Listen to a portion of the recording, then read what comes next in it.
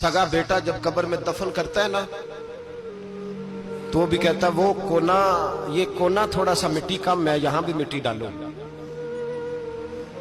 पहले लोग रोजाना जाते हैं, फिर हफ्ते के बाद, फिर महीनों बीत जाते हैं। कुछ कब्रें ऐसी भी हैं जिन पे खड़े हों तो लगता है कब्रें रो रही हैं और कहती हैं जाओ मेरे घर वालों से जाके कहो कोई फेरा ही लगा जाए। वो एक दफा आए तो सही, कोई मट्टी नहीं डालता। बादशाहों की कब्रें रोती हैं, सरमायादारों की कब्रें रोती हैं, कोई जाता नहीं।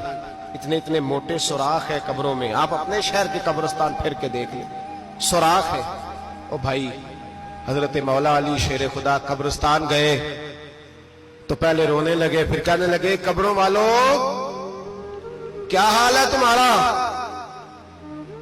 तो आप फरमाते हैं मुर्दा मुझे अंदर से बोल के कहने लगा अली कफन फट गया, हड्डियां टूट गई, माल तो दे आए थे वारसों को, पर हिसाब हमें देना पड़ रहा है, तू बता पीछे क्या हालात है?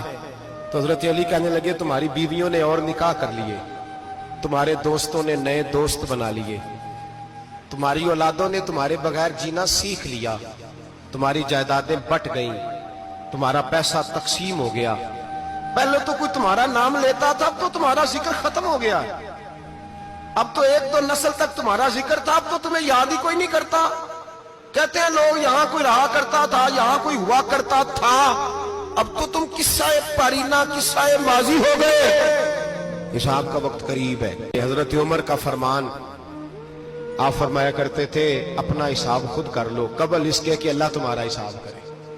खुद कर लो अपना हिसाब, खुद खाते ठीक करके रखो। मेरी दुआ है अल्लाह पाक हमें उनमें शामिल करे जिनको वो माफ करने वाला है।